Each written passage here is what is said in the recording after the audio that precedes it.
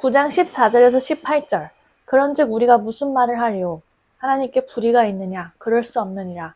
모세에게 이르시되 내가 긍휼히 여길 자를 긍휼히 여기고 불쌍히 여길 자를 불쌍히 여기리라 하셨으니 그런즉 원하는 자로 말미암음도 아니요 다른 박질하는 자로 말미암음도 아니요 오직 긍휼히 여기시는 하나님으로 말미암음이니라.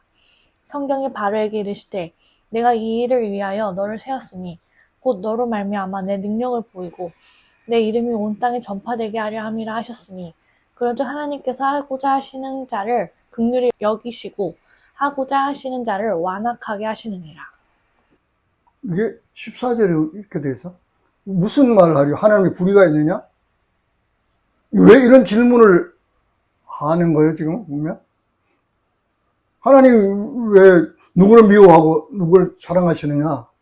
그럼 하나님이 공평하지 하고 이거 불의한 거 아니냐? 이렇게 말했다는 거예요. 그럴 수도 있잖아요, 우리 이야기 보면, 그죠?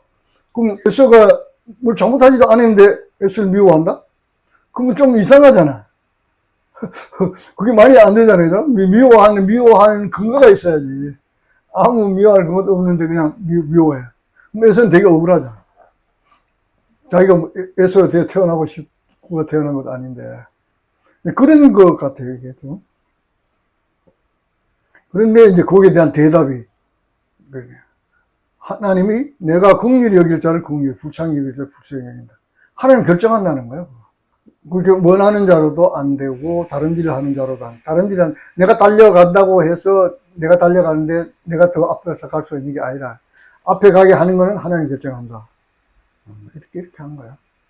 그 말은 좀 불공평하긴 하잖아요, 그게 지금, 뭐가. 그런데 문제는 이거야. 하나님이 창조주라는 거예요. 창조주라는 말은 피조물을 주관하는 주인이라 그 소리거든요. 그러면 주관하는 주인이, 만든 그 주인이 그 만든 것을 자기 용도에 따라 만드는 거예요. 만드는 건 주인이니까 자기 마음대로 한다. 그런 이야기야. 그리고 피조물은 거기에 대해서는 아무런 창조주에 대해서 의의를 달지 못한다. 왜? 창조주가 자기 마음대로 만들었으니까. 그런 이야기인 것 같아요.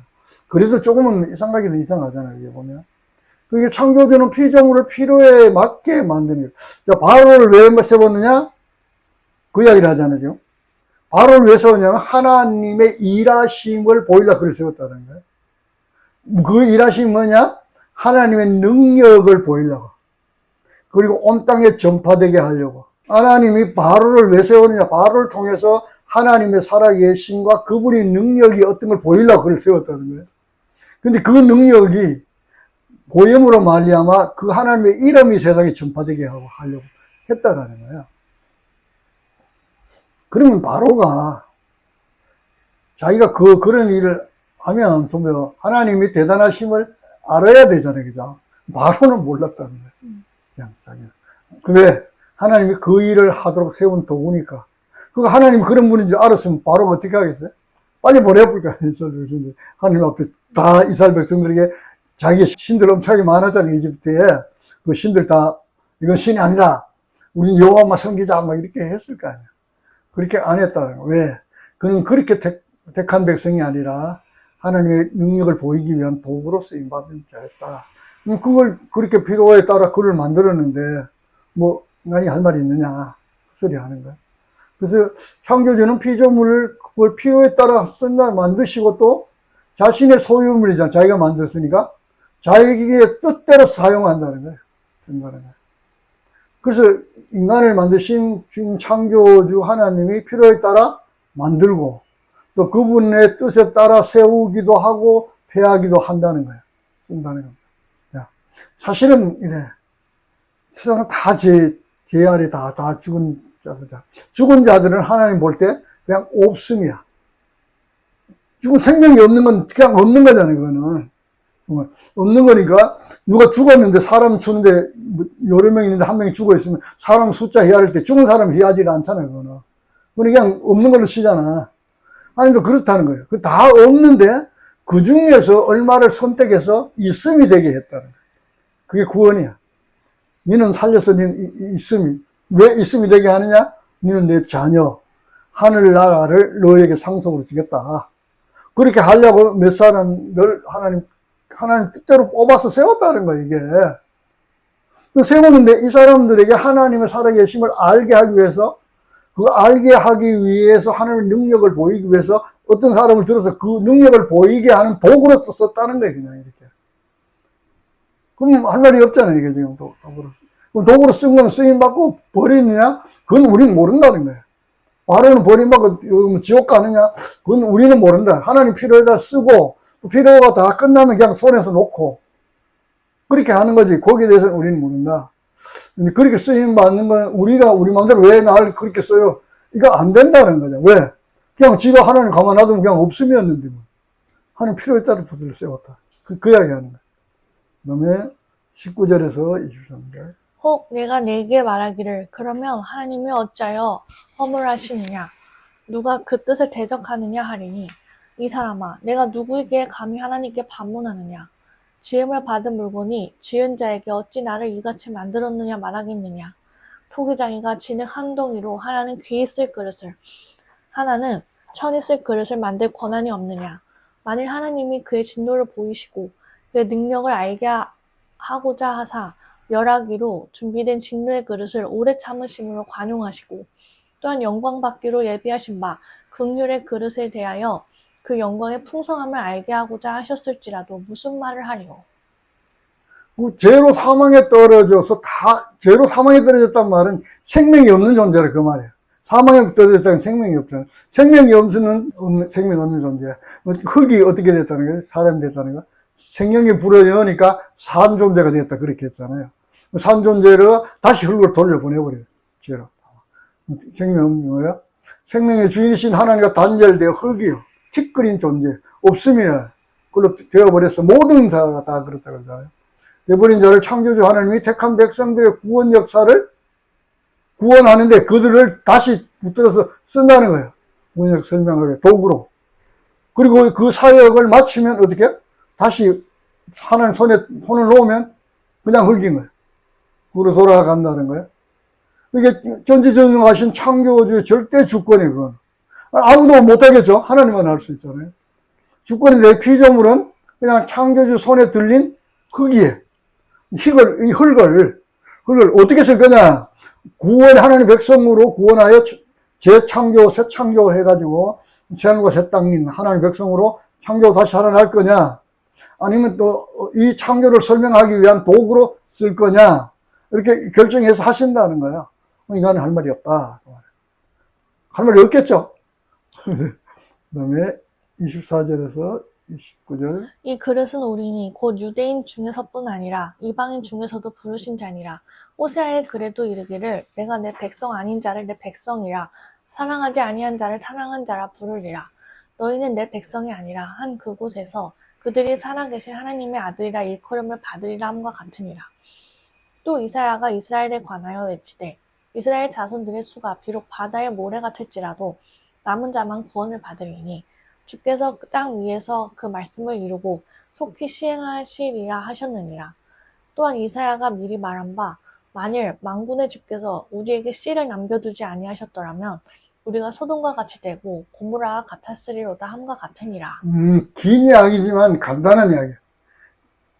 택함받은 백성은 이방인이나 유대인 중에서도 다 택함받은 백성만 구원받는다.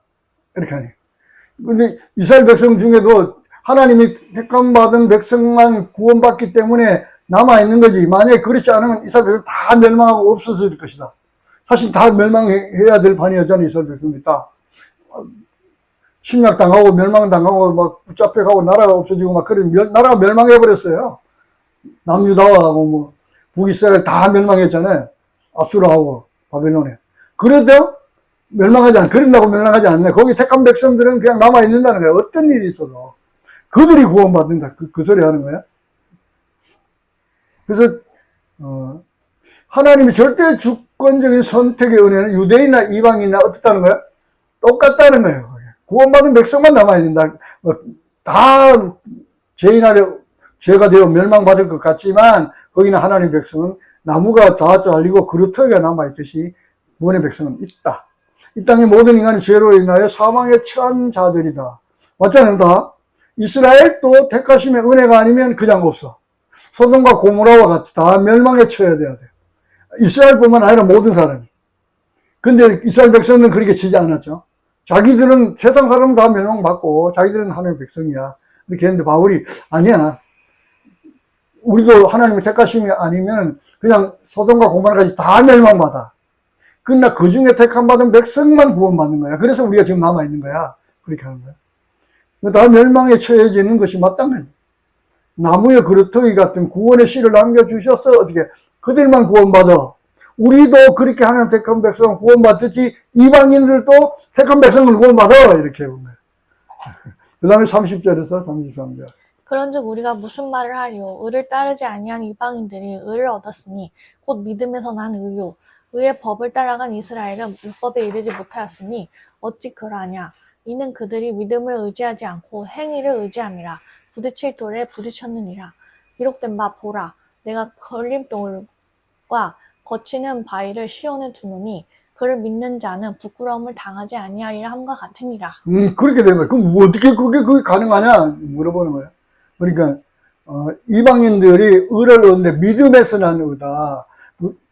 뭘 믿어요? 십자가의 구속의 은혜를 믿는 거예요. 생명의 진리를 믿는. 그 믿음으로 의롭게 되어진다.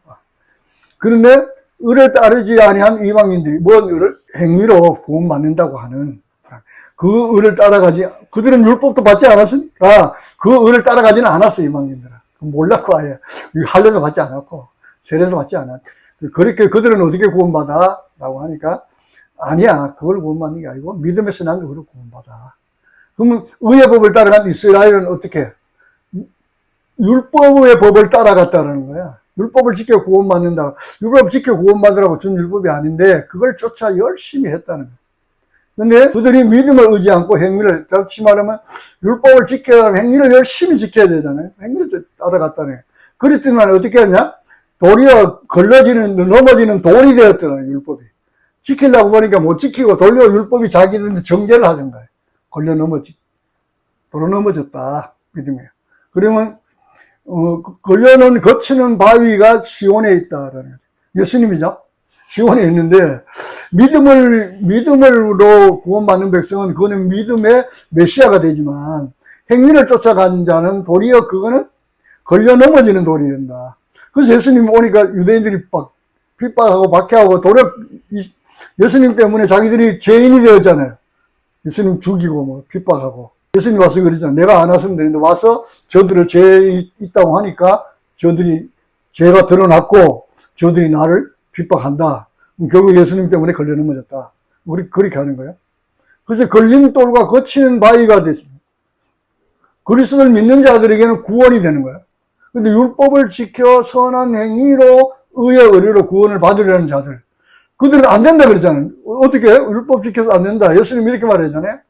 살인하지 말라. 그러냐? 그게 아니고 그 의도는 뭐냐면 살인하는 게 누구의 살인이냐면 사람 미워하면 살인하는 거야. 그러면 미워하잖아요, 사람이. 살인 안 했어. 그냥 율법 지켰어. 이렇게 했는데 예수님 와서 그거 아니야. 이렇게 보면. 그러니까 그때부터는 어떻게? 예수님 그들에게는 걸려 넘어지는 바위가 된 거예요. 도리어. 자기들이 심판이 이렇게 됐잖아. 그래서 걸림돌이 되어서 멸망에 떨어지게 하는 거치는 바위가 되었다. 그래서 이제 바울이 쭉 그 이야기를 한 겁니다. 앞에서부터. 이스라엘 백성들이 구원받지 못한 데에서 고통하고 갈등하면서 그 해답을 찾은 거야. 아, 이스라엘 백성들이 왜 내가 고민하고 갈등할 게 아니라 이게 왜 그렇게 되어졌는가를 알게 된 거야. 결론적으로는 뭐냐? 그들이 받은 특별한 은혜를 오해해서 그렇게 됐구나. 예수 그리스도를 메시아가 오면 그분을 잘 받아들이고 믿으라고 줬더니만 그걸 믿어야 된다고 하고 있었구나. 그게 아니다. 라고 결론을 내리는 거예요.